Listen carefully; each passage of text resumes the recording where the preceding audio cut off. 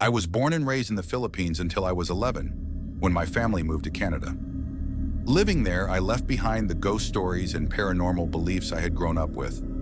It's not really something we take seriously in Canada, but after 7 years, my mom decided to take my siblings and me back to the Philippines for a vacation. Even though I left when I was young, I stayed in touch with some childhood friends who still live there.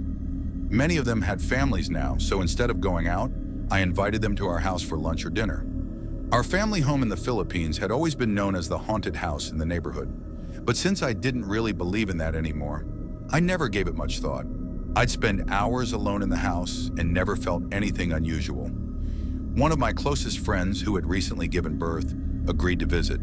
Since I'm her baby's godmother, I asked her to bring the baby along too.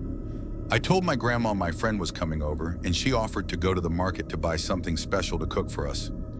I decided to stay home so my friend wouldn't have to wait outside with her baby, and especially since it was just my grandma and me at the house. My siblings had other plans. My friend arrived about 10 minutes after my grandma left, the baby asleep in her arms. I told her she could put him in one of the rooms so he wouldn't be disturbed while we caught up. Once the baby was settled, we went back to the living room to chat.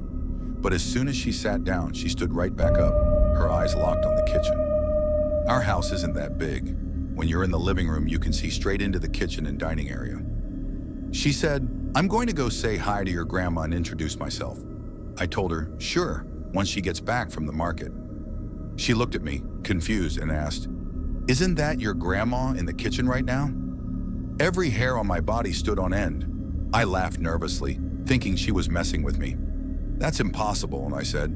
"She just left to buy food." My friend's expression changed and she asked, "Then who's the woman with short hair, wearing a white duster, house dress, standing in your kitchen?" My grandma has short hair, but she hasn't seen my friend for a very long time. I felt a chill run down my spine. I shook my head and told her, "My grandma is wearing a blue duster today, and I've been here alone." We both cautiously went to check the kitchen, but no one was there.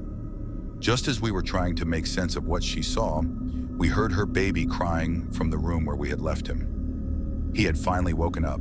We decided not to dwell on it, brushed it off, and focused on the baby instead. But honestly, that moment has stayed with me ever since.